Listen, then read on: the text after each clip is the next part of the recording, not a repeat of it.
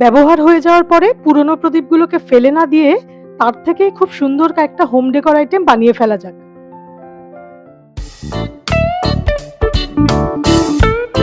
নমস্কার, আমার চ্যানেলে আপনাদের সবাইকে স্বাগত। Welcome to my channel. এটাকে শিল্পকার ক্লে বা মোল্ডেড ক্লেও বলা হয়। এর ভিতর দুটো পার্ট থাকে, সেই দুটো পার্ট থেকে সমান পরিমাণে নিয়ে সেটাকে মিক্স করে ডো বানিয়ে তারপরে কাজটাকে করতে হয়। আমার কাছে একটা পুরনো প্রদীপ ছিল, সেটাকে আমি একটু ক্লিন করে নিয়েছি।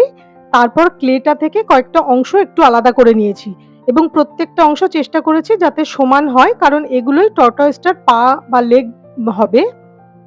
প্রথমে আমি এখানে গোল করে নিয়ে তারপরে একটা দিকে একটু প্রেসার দিয়ে একটা ডিও ড্রপের মতো শেপ ক্রিয়েট করে নিয়েছি। আশা করি আপনারা দেখে বুঝতে পারছেন।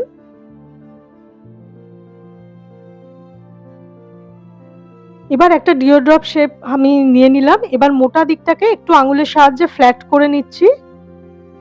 এটা পা হবে, তো তারপর এখানে আমি একটা কাটারের সাহায্যে আঙুল ডিফাইন করার জন্য দুটো কাট দিলাম। আপনারা কিন্তু ছুরির সাহায্যেও কাজটা করতে পারেন। এবার একটা ডিও ড্রপ শেপ থেকে ফেসটা বানানোর জন্য একটু পিঞ্চ করে দুটো চোখের মতো অংশ করে নিলাম, আর সামনে একটু কাটিং করে মাউথের ইমপ্রেশনটাকে দিয়ে দিলাম। এরপর প্রদীপের চারটে জায়গায় আমি হেড আর চারটে পায়ের জন্য একটা মোটামুটি আন্দাজ করে গ্লু লাগিয়ে নিচ্ছি। এখানে আমি ফেভিকল ব্যবহার করেছি, আপনারা আপনাদের পছন্দ মতো যে কোনো ধরনের স্ট্রং গ্লু ইউজ করতে পারেন।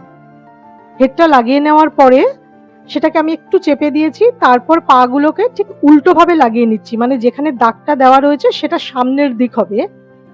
আর এগুলোকে খুব ভালো করে লাগিয়ে নিয়ে সম্পূর্ণটাকে শুকিয়ে নিতে হবে। তারপর একটু ছোট অংশ নিয়ে বা একটু ছোট ক্লে নিয়ে আমি মাথার ঠিক পিছন দিকটাতে একটা টেল বা লেজের আকৃতি দিয়ে সেটাকেও আমি সেট করে দিলাম।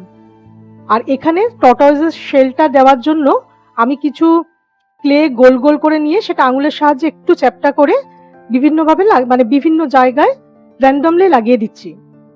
আর একটা পেনের সাহায্যে তার উপর একটা ইমপ্রেশন দিয়ে নিচ্ছি। অ্যাকচুয়ালি এইভাবে কাজটা করতে কিন্তু খুব সুবিধা হবে। আর আপনারা চাইলে কিন্তু এটা কালারও করে নিতে পারেন, এরকম মাটির কাজ যদি আপনারা বা ক্লের কাজ করতে না চান। তারপর এখানে আমি আমার হোমমেড জেসো দিয়ে নিচ্ছি। আপনারা চাইলে প্রথমে হোয়াইট কোটও দিয়ে নিতে পারেন। আর জেসো কিভাবে বানাতে পারেন সেটা যদি দেখতে ইচ্ছুক হন তাহলে আমার ডেসক্রিপশন বক্সটা একবার দেখে নেবেন।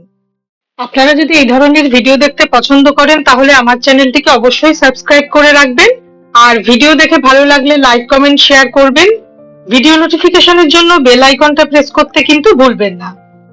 জেসোটা লাগানোর পরে এটা সম্পূর্ণ শুকিয়ে গেছে এবং এটা তার উপরে আমি একটা ব্ল্যাক কালারের কোট করে নিয়েছি, সেটা আমি আর দেখাইনি। ব্ল্যাক কালারটা শুকিয়ে যাওয়ার পরে এখানে আমি গোল্ডেন কালার নিয়ে এখানে হাইলাইট করে নিচ্ছি। এই টর্টয়েসটাই বাকি টর্টয়েসগুলোর থেকে একটু সোজা ছিল বলে আমি এটা দেখিয়েছি। বাকি টর্টয়েসগুলো আমি একইভাবে বানিয়েছি। এখানে শুধু একটু ক্লে দিয়ে শেলটা করেছি, ওখানে আমি পেন্টিং করে নিয়েছি। দেখুন জিনিসটা সম্পূর্ণ হয়ে গেছে। কালার করার পর সেটা শুকিয়ে যাওয়ার পরে চাইলে এক কোট ভার্নিশ করে সেটাকেও শুকিয়ে নিতে হবে। আপনারা জানাবেন আপনাদের আইডিয়াটা কেমন লেগেছে।